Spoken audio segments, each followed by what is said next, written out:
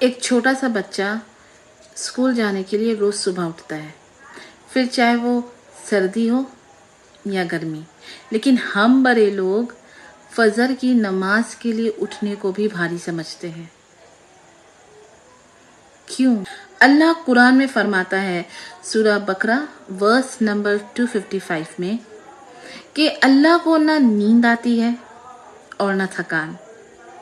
سوچو، جو رب ہمیں رات دن سنبھالتا ہے، جس نے ہمیں زندگی دی ہے، جس نے ہمیں روزی دی، جس نے ہمیں سانس دی، ہم اس کے لیے 5 وقت کی نماز نہیں پڑھ پاتے۔ ہمیں 5 وقت کی نماز اتنی بھاری لگتی ہے، ہم نماز کو پریورٹی ہی نہیں دیتے۔ ہم نے دنیا کے سارے کام کو پریورٹی دی ہے، سارا کام ہمیں پہلے کرنا ہے، نماز بعد میں۔ ہم اپنے فون کو دن میں 2 سے 3 دفعہ چارج کرتے ہیں، کیونکہ ہمیں ڈر ہوتا ہے کہ کہیں بیٹری لو نہ ہو جائے، لیکن اپنے دل اور روح کو نماز سے چارج کرنا بھول جاتے ہیں۔ اور پھر ہم کہتے ہیں ارے دل اداس ہے، بے چینی سی ہو رہی، بہت ٹینشن ہے، سکون نہیں مل رہا۔ ارے سکون شاپنگ مال میں نہیں ملے گا، نیٹ فلکس کے ایپیسوڈ میں نہیں ملے گا، سکون صرف ملے گا اللہ کے سامنے سجدہ میں۔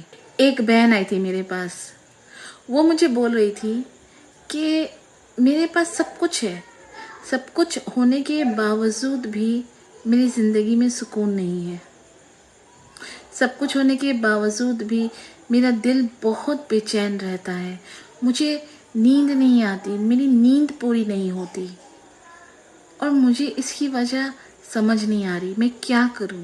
میں نے اس سے ایک ہی سوال پوچھا، کیا تم نماز پڑھتی ہو؟ اس نے سر جھکا کر کہا نہیں، وقت نہیں ملتا۔ سوچو، اس بہن کو دنیا کا ہر کام کرنے کے لیے وقت ملا، اس نے دنیا کا ہر کام کیا، لیکن صرف اللہ کے لیے اسے وقت نہیں ملا۔ یہی تو وجہ ہے دل میں بے چینی کی، یہی تو وجہ ہے سکون نہ ملنے کی، کیونکہ جو اللہ تمہارے دل کو، تمہارے روح کو سکون دے، تم نے تو اس سے ہی دوری بنا لی، اور پھر ایکسپیکٹ کرتے ہو کہ تمہاری زندگی میں برکت ہو، سکون ہو۔ سوچو، اللہ کبھی نہیں سوتا، اللہ کبھی نہیں تھکتا، صرف ہمارے لیے، ہماری ضرورت کو پوری کرنے کے لیے، ہمیں سنبھالنے کے لیے۔ اور ہم انسان کیا کرتے ہیں؟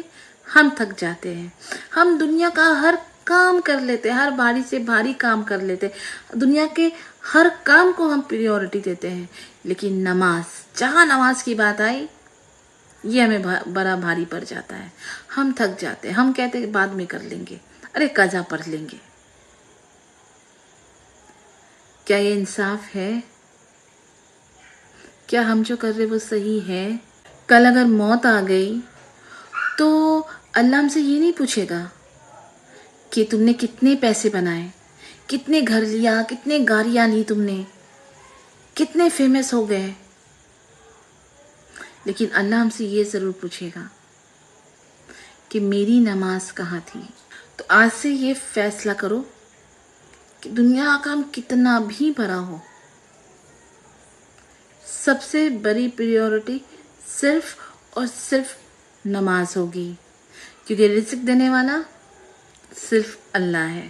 چاہے نماز چھوڑ کر دنیا کی دولت جیت لو، دنیا کے سارے منصب حاصل کر لو، لوگوں کی تعریف، شہرت سب تمہارے پاس آ جائے، لیکن یہ سب حاصل کر کے بھی سب کچھ بیکار ہے۔ جس سکون کی تم تلاش کر رہے ہو نا، وہ تمہیں بینک بیلنس میں نہیں، دوستی یا محبت میں نہیں، کسی میں نہیں ملے گی، وہ تمہیں صرف اور صرف نماز سے ملے گی۔ اگر تم نے نماز اپنا لی نا، تمہیں اصل سکون، اصل برکت سمجھو گے، تم نے اصل جیت پا لی، کیونکہ نماز تمہاری زندگی کا وہ سلسلہ ہے نا جو تمہیں دنیا سے نہیں، اللہ سے جوڑتا ہے، اور جس نے اللہ کو پا لیا، اس نے سب कुछ पा लिया।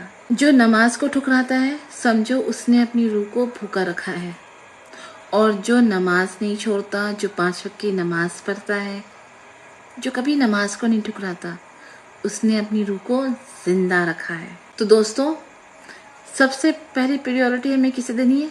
नमाज को। दुनिया का सारा काम बाद में, पहले नमाज। और नमाज को हमें भारी बिल्कुल भी नहीं समझना है। नमाज को हमें वक्त पे अता करना है। जितनी भी हम बिजी हो, जितना भी इमरजेंसी हो, फर्ज ही पढ़ लेंगे, लेकिन नमाज ज़रूर पढ़ेंगे, क्योंकि असल जीत नमाज में। नमाज को अपना लिया, समझो आखिरत की पूरी तैयारी हो गई, आखिरत जीत लिया हमने। फैसला तुम्हारा है, नमाज या दुनिया। अगर आपको ज़िंदगी में सुकून चाहिए, बरकत चाहिए, कोई वजीफ़ा वगैरह मैं आपको नहीं बताने वाली। हर मर्ज़ का दवा एक ही है, नमाज। नमाज पढ़ लो, सारी टेंशन दूर, बरकत ही बरकत। हाँ, कुछ चीज़ें ऐसी हैं जिसमें अल्लाह थोड़ा सा लेट करते हैं, आपका सब्र टेस्ट करते हैं, बट मिलता ज़रूर, और उससे बेस्ट मिलता है। और हाँ, अगर आपको जानना है कि नमाज पढ़ने के और क्या क्या फ़ायदे हैं, आपकी ज़िंदगी में क्या क्या चेंजेस आ सकते हैं, तो मेरे चैनल पे मैंने नमाज के बारे में फुल वीडियो अपलोड किया है, जाकर ज़रूर देखें। और हाँ, मुझे कमेंट्स में ज़रूर बताइएगा कि मेरे वीडियो देखने के बाद आपने क्या फ़ैसला किया है, दुनिया या नमाज। मैं वेट कर रही हूँ, ज़रूर बताना। अल्लाह हाफिज़।